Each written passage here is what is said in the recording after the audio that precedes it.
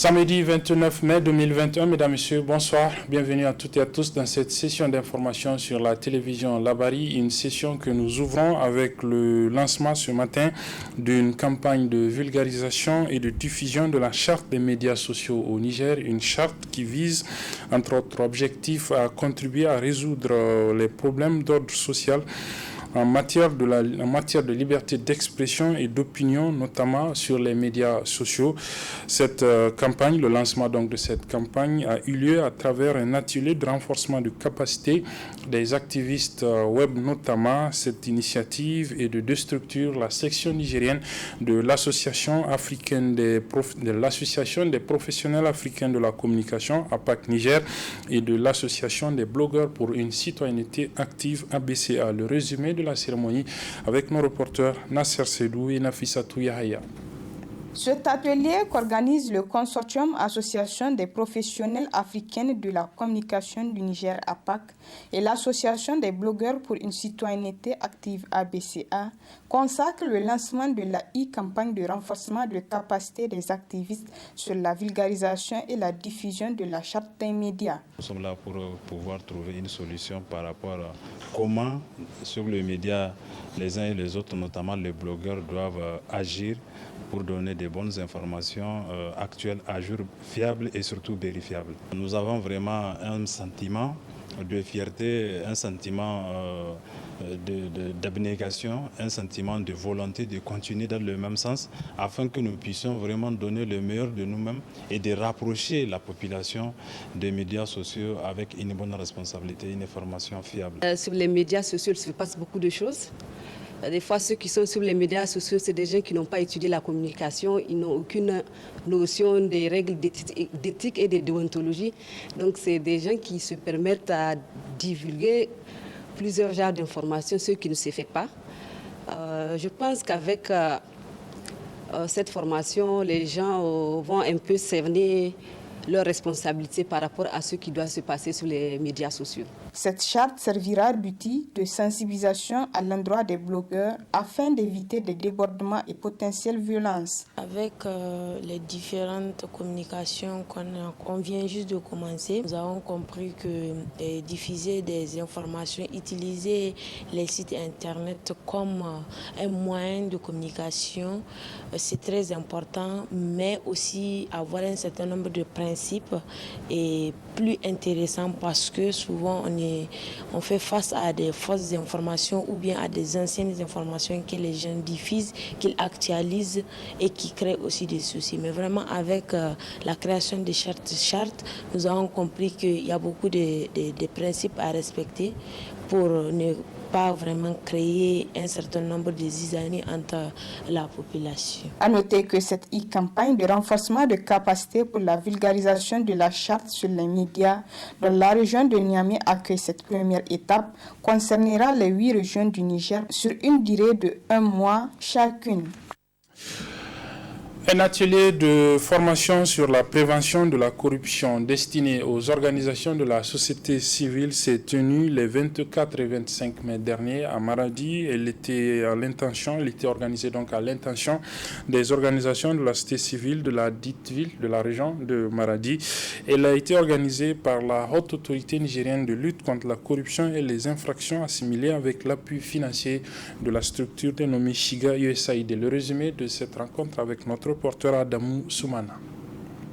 S'attaquer à la racine du fléau qui constitue la corruption par le biais de la prévention, tel est l'exercice auquel s'attellent sous la houlette de la ALSIA et du programme Shiga de l'USAID, ces hommes et femmes acteurs de la société civile au titre de la région de Maradi, à travers la présente rencontre. Une rencontre vivement saluée par le premier responsable politique de la région, qui a d'ailleurs sollicité des participants leur concours pour nous permettre de consolider nos acquis, mieux d'atteindre les objectifs plus conséquents encore. Aidez-nous à combattre la corruption en expliquant à nos frères et sœurs dans les villes et les campagnes, ainsi qu'à nos parents paysans, les dangers auxquels ils s'exposent et exposent par là même notre pays en s'adonnant à la corruption. Partout où il y a corruption, agissez. votre rôle vous confère le pouvoir de changer les choses. Quant aux initiateurs de ce rendez-vous du donner et du recevoir, ils n'ont pas manqué de situer la mission assignée à leurs institutions respectives et la pertinence de cette rencontre. Pour répondre efficacement à ces missions, la HALCIA a élaboré une stratégie nationale de lutte contre la corruption adoptée par le gouvernement le 5 janvier 2018. Cette stratégie se veut un ensemble de réponses structurées, articulées de manière cohérente et ciblant la corruption dans toutes ses formes. La vision de la SNLC se fonde sur les principes de redevabilité, de transparence et d'intégrité. Ces principes imposent à la HALCIA d'agir en concertation avec tous les acteurs pour une lutte efficace contre la corruption. C'est le sens qu'il faut donner à cette rencontre en raison de la place de choix que les organisations de la société civile occupent dans le dispositif de lutte contre la corruption. L'objectif du projet SHIGA consiste à appuyer les politiques publiques de développement économique et social par le renforcement des capacités des institutions étatiques et des structures de la société civile et à la création des espaces de dialogue constructif. Les présentes formations destinées aux organisations de la société civile et aux journalistes portant la prévention et la lutte contre la corruption, une réforme voulue et encouragée par les autorités nigériennes, c'est dire que leur importance est grande pour le développement du Niger. Les bénéficiaires de la formation, pour leur part, ont loué cette initiative dont ils promettent d'être les porte-flambeaux. Si aujourd'hui la HALCIA, avec son partenaire, décide d'outiller les acteurs de la société civile pour leur permettre de comprendre le contour de ce qu'on appelle la corruption et les infractions assimilées, et nous donner à l'occasion quelques informations sur ce qui a été abattu comme travail par la HALCIA, je crois que c'est une très bonne chose. C'est une formation qui est très opportune. Nous, en tant que jeunes, nous apercevons dès maintenant l'utilité et l'importance de lutter contre la corruption. On a les informations sur les conséquences et les causes de la corruption, et sachant tous que la corruption est vraiment un fléau à combattre, cela va encore renforcer nos capacités les capacités de nous, les jeunes Nigériens, à nous impliquer davantage dans la lutte contre ce fléau. Au vu des panélistes qui ont animé cette formation, l'on peut sans risque de se tromper dire que ces acteurs de la société civile sont mieux outillés afin de mener à bien leur mission. La HALCIA, toujours avec l'appui financier de l'ONG SHIGA USAID, a organisé toujours à Maradi, cette fois-ci les 26 et 27 mai dernier, un atelier sur les techniques d'investigation en matière de lutte contre la corruption. Cet atelier était lui destiné aux hommes des médias. Retour sur cette activité, toujours avec notre reporter Adamou Soumana. Ce sont des dizaines d'hommes de médias qui se retrouvent ainsi à l'école de techniques d'investigation en matière de lutte contre la corruption. Une initiative de la Haute Autorité de lutte contre la corruption et les infractions assimilées, rendue possible grâce au Sahel Human Voice in Governance Activity de l'USAID. La présente formation destinée aux journalistes portant la prévention et la lutte contre la corruption, une réforme voulue et encouragée par les autorités nigériennes. C'est dire que leur importance est grande pour le développement du Niger. Mesdames et messieurs, sans plus tarder, je souhaite que les échanges soient constructifs. Je salue l'engagement de la HALCIA et des journalistes dans cette politique publique importante pour l'avenir du Niger. Au cours de cette rencontre, vous aurez les échanges sur le rôle des médias dans la lutte contre la corruption. Je vous exhorte donc à suivre les différentes présentations qui vous seront faites par un spécialiste en journalisme d'investigation. Je voudrais lancer un appel solennel à chacun d'entre vous pour un engagement personnel pour la lutte contre la corruption, car la corruption est une affaire de tous. Une affaire de tous, certes, et ces hommes de médias en sont conscients, d'où leur engagement à livrer une bataille sans merci à ce fléau. Et pour ce, le formateur s'est dit confiant. Je suis très satisfait de cette formation. J'ai vu des journalistes engagés qui étaient soucieux vraiment de lutter contre la corruption qui gangrène la région de Maradi, mais au-delà, surtout le Niger. La région de Maradi gorge de journalistes de talent, de journalistes courageux j'ai eu des échanges avec eux et qui peuvent porter le flambeau de la lutte contre la corruption. Et je pense que beaucoup doivent se servir de cet exemple-là. Ça va changer beaucoup de choses parce que au départ, on ne savait pas par où commencer et par où terminer. Aujourd'hui, on suppose qu'avec cette formation, nous serions davantage beaucoup plus outillés pour investiguer les cas de corruption que nous aurions à détecter. Est-ce que vous, en tant que journaliste, vous avez les moyens de votre politique pour mener à bien des investigations, surtout dans le domaine de la corruption? Effectivement, la corruption, comme ils l'ont dit, c'est quand même quelque chose de très délicat. On ne peut pas présager avoir les moyens pour le faire, mais on a déjà le plus important, c'est la lucidité pour le faire, c'est le courage journalistique pour l'avoir. Ainsi, 2 jours durant, les journalistes de la capitale économique se sont appropriés de quelques techniques d'investigation afin de lutter efficacement contre la corruption. La répression des crimes de guerre en droit international humanitaire, c'était le thème d'une conférence débat organisée cet après-midi au Centre culturel franco-nigérien Jean Rouch de Niamey. Elle a été organisée par le club des étudiants en droit de l'université Abdoumouni Diofo de Niamey en partenariat avec le Rassemblement des acteurs pour la promotion et le respect du droit international humanitaire. Le résumé de cette conférence débat avec nos reporters Ibrahim Abdou et Hassan Saleh Mustafa. La situation sécuritaire reste toujours dégradée dans certaines régions du Niger, particulièrement à Difa et à Tillabéri. À Difa, rien que le vendredi dernier, les forces de défense et de sécurité ont vaillamment repoussé une attaque de Boko Haram juste à la porte d'entrée de la ville de Difa.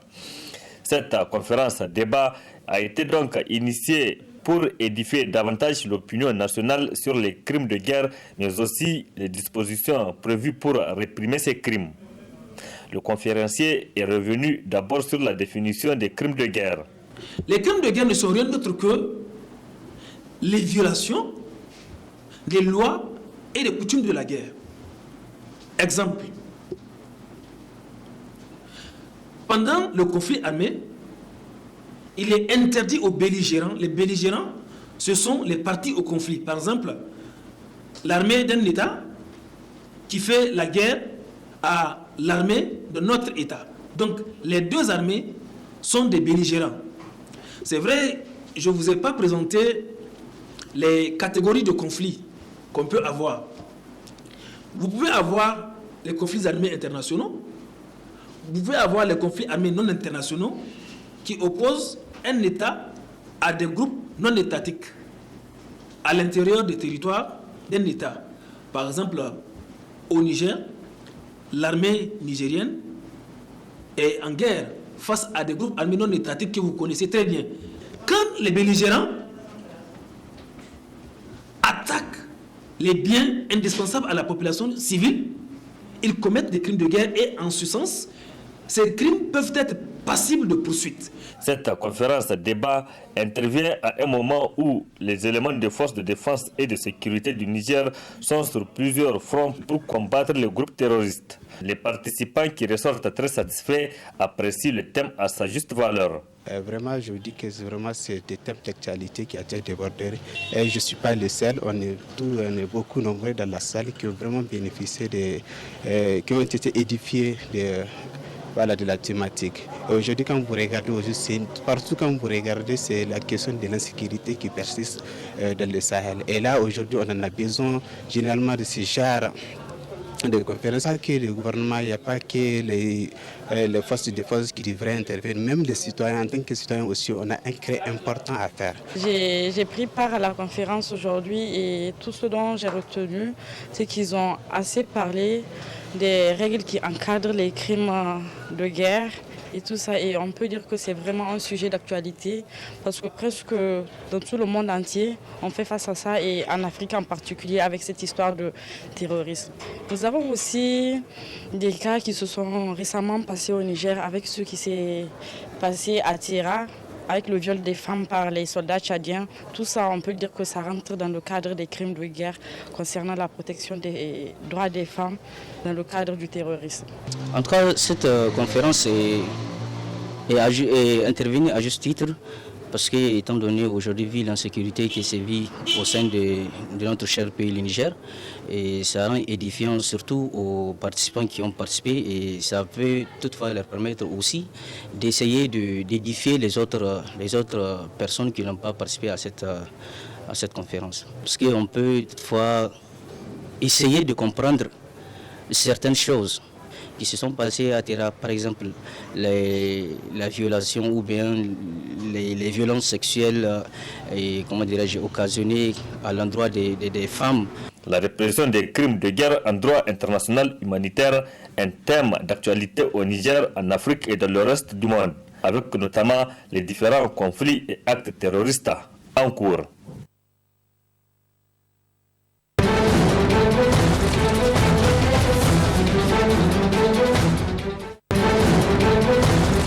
Voilà un mot de l'actualité hors de chez nous, sur le continent notamment. Elle est dominée, cette actualité, vous le savez, par la situation au Mali, avec l'arrestation en début de semaine du président et du premier ministre de transition, puis leur démission. Cela donc a été suivi hier par la confirmation du vice-président Assimi Goïta à la présidence de la transition au Mali. C'était à travers un arrêt de la Cour constitutionnelle. Assimi Goïta reprend donc le contrôle de la transition militaire dans son pays. C'était il y a moins d'un an après le coup d'État contre Ibrahim Boubacar Keïta, le colonel Assimi Goïta, nouvel homme fort du Mali, prenait la parole. Nous n'avons plus droit à l'erreur. Donc nous, en faisant cette intervention hier, nous avons mis le pays au-dessus, le Mali d'abord. Raison pour laquelle nous les avons assuré notre soutien et leur dire de commencer à travailler, car nous n'avons plus droit à l'erreur. Nous n'avons plus droit à l'erreur, disait-il, mais lundi dernier, Assimi Goïta renverse de nouveau le président et le Premier ministre. Il n'a pas apprécié que 2 de ses fidèles aient été limogés du nouveau gouvernement. Nouveau retournement de situation ce vendredi, la Cour constitutionnelle malienne le désigne chef de l'État, président de la transition. On sait par le biais de ses proches, de ses camarades de promotion, c'est quelqu'un de très timide, mais également de très rigoureux et très sérieux dans le travail. Côté politique, on ne dira pas que c'est un homme politique qui n'a jamais été impliqué dans la gestion publique, il n'est pas un homme politique aguerri et il manque d'expérience à ce niveau. Né en 1983, Assimi Goïta est lui-même fils de militaire malien. Il a été formé dans les meilleurs établissements militaires du pays, mais également aux États-Unis et en Europe. Un militaire français qu'il a côtoyé le décrit comme un homme droit, un professionnel qui ne laisse rien passer. Mais Assimi Goïta est désormais fustigé. L'Union africaine, l'Union européenne et les États-Unis ont unanimement condamné son coup de force de lundi dernier. Voilà, demain, cette situation du Mali sera au centre d'une session extraordinaire de la conférence des chefs d'État de la CEDEAO. Ce sera à Accra, au Ghana. C'est donc sur ce que se referme cette édition, mesdames et messieurs. Merci de l'avoir suivi. Très bonne suite des programmes sur la télévision Labari.